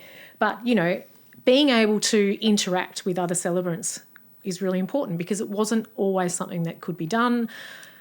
In Maxine's day, I remember her saying to me once at a wedding before, I think I went up to her at a wedding that she was a celebrant, and I was like, I'm thinking about becoming a celebrant. And she was like, I can't remember how it came up, but she was like, there's no community. Like, it's every man for themselves. So that was because of competition kind of thing? Or what's happening here? Oh. Sorry, we're still talking shit. Oh, my God. Yes. Yay. Yay. Oh, thank you. What did you open? Something good? Something Peanut rain. You don't have to. You don't have to do that. Thank you, sweetie. Thank you, Baba. Thank you. We're going along today. Is everybody home and good? So okay, awesome. Yeah, we are going along. So cheers. Cheers. So yes, when Merrin started that, and it grew from that, and we tried to make a point of catching up. Competition. Well, yeah, I think that's what initially people it was like just booking everybody they could book and, this is my patch and don't come onto it kind of thing. But then Merrin flipped that, or started the flip of that. And then through that, I would bring in people that were just finishing their training, and then, so we ended up with this like group of celebrants within Tassie that we're mates. Like we know that. So our sort of philosophy, and this is also the philosophy of the Celebrant Society, which is the national version of what I'm talking about, is community over competition. So there's more than enough love to go around. There's more than enough couples that want to get married in Tassie. We don't need to be fighting over them. We want the couples to find the celebrant that's right for them, and the celebrants want to find the couples that are right for them. So when in that first meet, it is an interview in both directions. Yeah, that's interesting because that's one of the very few parts, right? Yeah. Maybe photography, in the sense that that's the other person that's spending a lot of time one-on-one with the couple. But beyond that, there's very few elements of the day that require a back and forth. Yeah. Most people can otherwise just perform the job. Yeah. So I have had meetings with couples, initial meetings, and I've said, I don't think I'm the celebrant for you. Amazing. What's that email look like? Yes. Break it up with your 12 boyfriends? Unfortunately, one of my best friends is getting married, and no, actually it wasn't that. Okay. I've only done it a few times, but it's not an easy thing to do. No, of course. But I know that it was the right decision. Yeah, and probably mutual. Yeah, I mean, I think, maybe that maybe I was doing them a favour. Maybe that I wasn't going to be right for them. If a couple comes to me and they want all these rituals and they want to do this blessing and a meditation or something, then I'm not their celebrant. Like, that's just, Here's Merrin. Well, yeah, and she's fucking great at she's it, amazing and she will nail it. So great at it. But also, I have had couples that haven't turned up for meetings on more than one occasion. We've all done it. I've done it a couple of times myself. But, like, you know, they just don't call me back when they say they will, or they don't turn up for me, or they don't get their forms to me. And I'm like, I need you to be as invested in this as I am for me to do a good job. And I don't think you are. Yep. Interesting. And it sucks. Yeah. But I know I'll fill that date, and I will recommend a bunch of people that can help. I haven't done it much, but it's not an easy thing to do, but it's an important thing. Yeah. It was an important step for me. Yeah, I'm getting to that point too, because I've spent a lot of years just doing whatever comes through close to home on a good date, you know, 80 a year, whatever. Same, or taking them, hitting them, you know, and just going, yeah, cool. And there's one that came through the other day, and I'm free, and I could just tell from their inquiry and then their secondary email, I was like, I'm not your guy. Like, no way. If the first question is, what are your fees? Well, no, it wasn't even that. The fees are there in that first response, but like, that's true. But like, it was more just like, the song vibe that they thought, and they'd already started doing this, and then I looked at them, and I normally wouldn't, but I was just like, oh, that's not me at all. Like, you know, isn't that good though? Well, Isn't it is nice. It's a nice place to be, but it's better for everybody. Yeah, and I'm able to then go, here's my team, here's who I'd actually think will nail this for you. You know. Yeah. Yes. You know exactly. I mean? Exactly. So, yeah, and I do have a couple of venues on my shit list not shit list. We've all got venues on the shit that list. and it's not the venue. It's not the people at the venue. It's that I know that I struggle at that venue because of environmental things or because of the type of client that they might attract. And that's hard. But that's actually easier than doing it after your first meet, because in my contact form I have, you know, do you have a venue? What do you do? Yeah, absolutely. If I can see that straight away, I can just be like, oh, I'm sorry, I'm unavailable. Can I ask a question in the sense that I already know the answer, what I think the answer is to this, but why doesn't a booking agency style thing work with Celebrants? Is it because there is too much one-on-one contact that would essentially eliminate it? Or is it like, because I can imagine a scenario like that where like the inquiry comes in and I'm going, Rachel doesn't like that, but Mem does and Maren does, and they said all this stuff, and I go, here's your best two options, you know, like it just doesn't happen. And I think it's because of one-on-ones. It doesn't happen in any other part except for music. Oh, it does happen with planners. Like I know, you know, planners will put and photography, there are national forward photographers to a couple and they'll say, we think you'd suit Rach or Emma. Yes, but it's not the same as a booking agency. No. They're not taking money. No. And I think, I guess it's because it's a vibe check. It is. But I just hear you saying that and I'm like, there's some, like you should be able to go, well, I'll do the Rachel Calvert service, but on the day you'll have this. Yeah. Because I'm a shitty business. Yeah, well, that's right. Like, but it doesn't work, and it's never worked, and it never will work. No,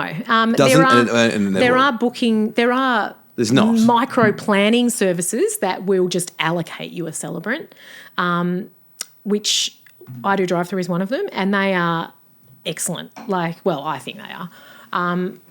They are just a great bunch of celebrants that started a little business. Are you in with them? Are you one of theirs? Yeah, I do a lot of their ceremonies here in Hobart or around Tassie. So there is one. And it's so easy. There is one. Yeah, but it's not like... But they're taking a cut. Are they organising the script? Yeah. Ben Agar wrote the script. So they are. Oh, sorry, Ben, I've changed it a lot. In fact, I've just scrapped yours and I'm using my own. Ben Agar getting another shout out, but in the wrong way. Interesting. Okay, so it does exist. Yeah, but it's more like it's not like, you know, oh, I need a sax player. Yeah, it's generic. It's not generic. It can't be generic. That's the thing. It really can't be. It's Vegas. It exists in Vegas only, but it's like it can't be. Yeah. So tell me more about the ceremony. The community, in the sense that you. So beyond your role, and we've touched on this a little bit, but like the community now exists. Yeah. So the community now exists, I think, due to people like Maren and me, and you know, other celebrants that have sort of joined the game since that. Emma is a pillar of the community because of her directory and the way she is so, you know, open to all vendors, helping everybody out, with those with the directory, of course, but just also with being a central hub of knowledge and in a lot of ways a spokesperson, I guess, which I guess I have been too in the past. But yeah, look, now we have there's a Tasmanian Celebrants page. There's subgroups and splinters of that.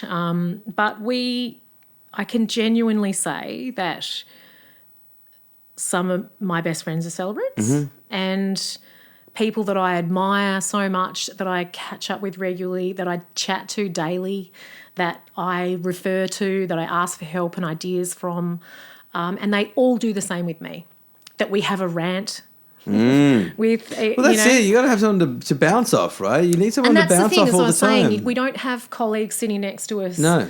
In an office that we can say, oh my God, this, because we're mostly working in our home offices or we're out in venues, in rehearsals or weddings. So to have that community to bounce off and to support us all and each other is so valuable. It's just... Couldn't agree with you more. Yeah. And I think that's the best thing part of it, because you have expanded it in the sense that it was Celebrants only, it was kind of industry only, photographers do it as well. But the fact that now everybody is invited to the gala and everybody it's a bit big. You know what I mean? I think there's an understanding now that we're all sole traders or companies or whatever, but we're all working together to nail somebody's day. Yeah. And I haven't seen that before in New South Wales, obviously, because there's just so many people. So it's kind of a very lucky position that we're in. We are, and that's super special. Like, we are so lucky here to have some world class vendors, photographers, musicians, hairdressers, makeup artists, like just genuinely really, really talented people. And because of the size of the community, we mostly are mates. Like, we do want to hang out, like, socially and go to each other's birthday parties and help in a crisis and help move house or whatever. Like, we're all there for each other, and that is so, especially during COVID, especially during recent events with, scrambling to find help for stranded couples. It just makes me really proud. Yeah, like, absolutely. There's people that you could call pillars and people that you might not know the names of, but you can't do this job unless you love it. Like, you can't fake it. And if you do, you're probably going to be shit at it and not last long. You won't last very long, So I told myself at the beginning, if I ever stop loving this, I'm not going to do it anymore, because I don't want to be that guy. And I've had enough jobs that I haven't enjoyed and persevered through to the detriment of my mental health and my relationships, and I don't want to do that anymore. So I only want to be in an industry that brings me joy, and that the people around me are supportive and encouraging and celebrate me and my strengths and achievements, and I want to do the same for them. And it's just like, it's a feeding what's that called, like a positive, it's a wheel, it's the positive, it's the snowball of it's feeding itself, like that positivity and optimism. I wish I was better at fucking that. I wish I had that on hand, but I don't. We'll find it later. Say it in the comments, I guess. But so like, it's really great. It's just really great. And like, unfortunately, there's been occasions where people have got others offside, and that's a real shame, but it doesn't seem to happen anymore. I just feel like we're just good dudes doing good stuff, having a good time. I just think it's super cool. I mean, the reason I started this thing is because I'm disconnected from everybody, but I love the fact that 6 years ago I was in Sydney, and I'd been in the industry for about 5 years at that point, rocking up on site week after week, not knowing a person, because there's just too many weddings. So you're never really on. There's no such thing as like you could call it an A team, but if your A team's 80 people, but there's just, you're never the same. So you might know one photographer and you might meet them once a year, and there was never that respect for that we're all working to benefit somebody's day and make it better. And that's a lot of pressure. Oh, absolutely. Like, it's a huge day. It's a huge, lot. like I said before, it's like a movie, right? And we're all trying to nail it. And there wasn't that vibe. And I don't begrudge New South Wales. It just didn't exist naturally because of, you know, like it's kind of like that big city thing of like, you know how they say like New Yorkers will hear somebody and just assume somebody else is sorting it out. And it's kind of that thing. Whereas I got here and it's like, yeah, we met like 5 times. Or I met everybody 5 times. And then all of a sudden you're just buds and there's girls and there's events and everyone's upping each other and doing this. And the reason I started this is because like I'd like to up even more and just give somebody a place to go. And I just think it's unique. It's not normal because most, you know, it's kind of all I've known. So but is there a thing for all the is. cafe people just to hang out and talk about each other's cafes? It's not, is there? Yeah, I guess not. I don't know. It's rare. But I think it's because we feel small, but we're not. There's like 5,000 weddings a year in Tassie. We're a big part of the state's economy, and we're all sole traders just battling away, you know, in whatever various forms. Yeah. And I just think it's really cool. Yeah, and I think you're a really cool part of it, man. Oh, I think you're the best. I love being part of it. It is pretty good. Yeah. Pretty well, good. thank you so much for coming on the show. Pleasure. This has been more fun than ever. I think I'm going to bring it in. I think I'm going to bring it here because we can keep going for 2 days. I know. And is there anything else you want to talk about or touch on before we end? Yes? Probably only just the, protecting, self-care stuff. Okay, absolutely. Let's get into it. You tell me. Just a little bit, I think, as people, the kind of people that Celebrants and most wedding vendors generally are, is that we are empaths and people pleasers, and we say yes, we just want to help, we just want to make your experience better, we want to help these memories be awesome, we want you to have the best day, and that can take its toll on your own well-being. And, you know, I am the worst for it. And if you looked at any day from our chat groups, you have Mem is the queen for it, and Dave and Sue. I'll be like, oh my God, I just got back because I had to go and collect the furs that I lent the bride on the weekend, and then I had to drop off some umbrellas that I've loaned this planner, and then blah, blah, blah. And they're like, Rachel, you've got to learn. Why are you doing this? Right. And I'm like, oh, because, and then they're like, you've got to, widen it in a bit. And I know I do, but it's because I want to be helpful, and, you know, my hospitality background means that I feel better when I'm busy and when I'm, you know, doing stuff. So I just always am that person, and I know that it can sometimes be a challenge. So I don't want to stop doing those things, but I do want to make sure I preserve time for me. So I remember talking to you about this a couple of years ago, when I, you know, first couple of years out of COVID, I did 100 and something weddings. Yeah. And it was just, you know, insanity. And I got it done, and, you know, they were pretty good mostly, but nothing went wrong. I didn't get a flat tire. I didn't get COVID. Nobody died. You know, I was able to get to every wedding and do it and get it done. But that was a miracle. It was a miracle that something didn't go wrong. But I was limping towards the finish line at the end of each season. And I'm like, I don't want to do that anymore. I'm getting old, man. I've got a partner that I don't see between September and May, you know, and a dog and a block on Bruni that I want to go and visit and do stuff on. So make some rules for yourself, and cut out one weekend a month. You know, don't take more than so many bookings a week, whatever you're comfortable with. Don't take bookings that are further than however many kilometres away from your home, so that you know you can be home for your kids. Don't take bookings on Christmas Eve or New Year's Day, or, you know, just set yourself some boundaries so that you can preserve some for yourself, some energy for yourself, because we give so much. Yeah. We give so much. Yeah.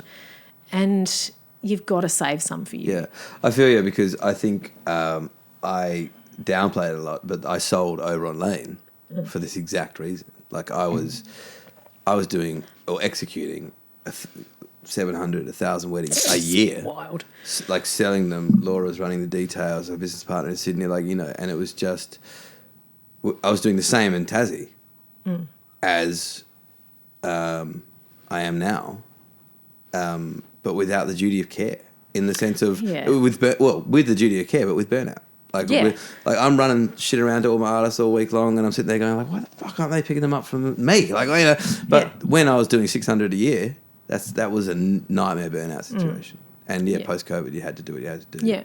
But I don't want to get into the men thing, but I don't think I even think about it on that self-care thing. But I made a big, bold decision, probably not necessarily financially the best, but it's worked out, so it's all good. But like, had to for self-care. 38 years old, got a 4-year-old and a 5-year-old at the time. I'm just like, I'm going to sell the company I built and established down here. Would have been fucking way easier to start fresh down here. Yeah. Because we wouldn't have to change anything. Yeah. But was able to, and just went, no, I can't be doing this. Yeah. I can't keep running, being on site for 90 or 80 or 100 and something it was. The COVID 2022 year. 2021, 22, yeah. And then also like copping emails from thingos and calls while I'm playing people down the aisle, my phone in my pocket going, brr, brr, brr. Hey, Kirsten's not in Wagga Wagga.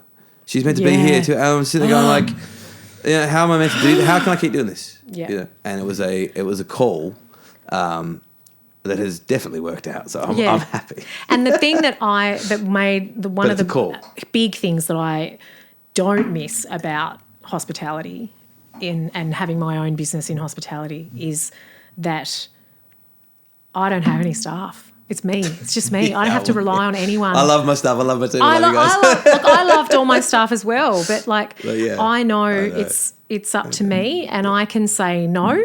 The power is within me to say no. The power is within me to say that's not part of my job description. Although I very rarely say it. But I don't have to worry about people calling in sick or not turning up or whatever. It's like because I know I'm going to be there. No, but you're still on you, man. Like I got gastro the other day on a Friday. I got gastro on a Friday. And I'm not joking, I was like dead. I couldn't move Saturday, and I was like, I'll be right in the morning, I promise. And Laura jumps on the blower and gets all this shit sorted out. The wedding was at Cascade. And November 15th this was. So I go down at 5 p.m, November 14th. Go down. Like, annihilated. You know? And I've got a team that can help me. Yeah, well, that's the other side. That's the other side of it, isn't it? So Laura gets on the blower, sorts everything out for the day, and I'm like, I'll be fine in the morning. And I had one in Sydney on November 16th. And I'm like, I'm going to do it. I'm going to be fine. He goes, it's all good. I wake up in the morning and go, honestly, I slept. A Saturday, I said, I'm just going to have a nap and I'll be right. I'll get up. And I hadn't moved from the bed. I was like, I'll be at Cascade at 3 o'clock. And I go, I'll be at Cascade. I went to bed, back to sleep at 10 a.m. And the next thing I did, I noticed my phone going off at like 5:30. And everything was sorted and everything worked and big refunds for the couple and all this stuff. But it was like, that's the other side of it. Yeah, that's very true. It's the only aspect to it. But I'll finish with one last story. Go. Storyteller. This has been great, by the way. Don't you worry about a thing. This has been really good. Before I had a community, when it was just me, fumbling through marrying people like friends, family. I was probably like maybe my 4th or 5th wedding. I got asked to marry some very dear friends of mine on the Mornington Peninsula. In Victoria, I was living... Where was I living? I was living in Melbourne. Oh, actually, I was living here. I can't remember. Anyway... I was living here and I flew, in the 2 weeks prior, I was in Thailand for a friend's 40th. So we were like letting loose in Chiang Mai, doing all the things, drinking all the stuff, eating all the weirdness having a fucking ball. And then I had to fly home because I had to get to this wedding. They stayed on in Thailand and last thing I remembered eating was some like nondescript, weird kind of ramen-y broth that had God knows what in it, but there was a lot of monkeys around at the time, Jordan. Yeah. A lot of monkeys. And anyway, I ate this thing. Delicious. Cost me about 70 cents. Got on the plane from Bangkok and flew to Melbourne and got off the plane in Melbourne. I was like, geez, I don't feel so good. Actually, on the plane I felt not great. Got off the plane, lined up for my hire car, and then I was just like, oh, geez, I'm not good. Oh, no, I'm okay. Got the car, drove to the Mornington Peninsula, did the rehearsal, went back to a mate's shack where the best man, myself and their wives, a couple of wives who were pregnant and various people were staying at. And at about 2 o'clock in the morning before the wedding, I'm like dead. Like all the things. It's all over. It's all over. Game over. So Game over. all over. Yeah, you don't need to know the dates, folks. It was not pretty. Anyway, long story short, I had to go to hospital. They got an ambulance. Oh, my God. They got an ambulance. Took me to Frankston Hospital. And I'm lying in this hospital at like 4 a.m. and they're testing me for malaria and all sorts of shit and like pumping me full of everything they could to stop me vomiting. And Good I was Lord. just so sick. And I was like, you have to make me better. I've got a wedding at 1 p.m. Like, I've got a wedding. And they were like, you are not going anywhere. No. And I was like, you don't understand. I'm the celebrant. Like, I got to go. Like, you've got to make me better. I didn't have anyone to call because I didn't have a community. Wasn't a member of TCS. I didn't know any celebrants in Melbourne. I knew one, and she was due to give birth to twins like the following week. Not going to ask her. And I had to do it. Mm-hmm. And so they pumped me full of every kind of drug they could pump me full of. They gave me an arsenal of drugs. Quite fun. Yeah, great. And we didn't tell the couple. We decided Never tell. So we decided the best man, who was also giving a speech at the reception. I was also a guest, by the way. We all just decided we weren't going to tell the couple because it just freaked them out. We had a plan with the MC, who's a good mate of mine and who is a good public speaker, that if we had a little Here's signal. A script or something, So if I felt like I was going to pass out in the ceremony, then I was going to hand over to him. He was going to continue. Pass out? Yeah. Okay. I was pretty sick. Wow. And he was going to step in and do everything but the legal bits. We'd do that when I came to, slap, sign here. So anyway, I got through the ceremony and it was a brutally hot day and it was just, oh gosh, it was so hard. And then I was on all the drugs and so I wasn't drinking, which is a big red flag for me. Everybody's like, what's wrong with you? Why are you drinking? When are you due? Yeah. Yeah, exactly. If you're a girl and people, if you're not drinking the one time, they go, when are you due? You're like, yo, I should. They know something's got to be wrong with Rach if there's no glass of wine in her hand. So I was just like carrying around a little, bit of this bubbles just to kind of get people off the scent. Anyway, groomsman stands up in his speech and says, big round of applause for the celebrant. You stayed there. And then I was so unwell. And then I wasn't, like vomiting. Yeah, of course. But I was just really unwell. And he was like, because, what you don't realise is that at 3 o'clock this morning she was taken to hospital after, Oh, no. And then everyone went like this. And then for the rest of the night, I was like, people would come near me. A pariah. Yeah. You're a pariah for the rest of the night. They're like I came out of the bathrooms. It was like It's such a good point. I came out of the bathrooms as like a line of people. Yeah. And I'm like, hold the cubicle open for the next person to go in. And they went, just ignored me completely. I know, people don't think about that. They're like, do you really want the gastro version of me at your wedding? Is that what you're after? Is it worth it? And then this old bloke comes up to me, never met him in my life, and he just comes up to me and he just puts his hand on my tummy and he goes, how's it all going down there? It's going very badly. I was like, get your hands off me. Oh, my God. But yeah, so needless to say, I left early, drove myself home. First time that's ever happened as a wedding guest and probably the only time it's ever happened as a wedding guest. So good.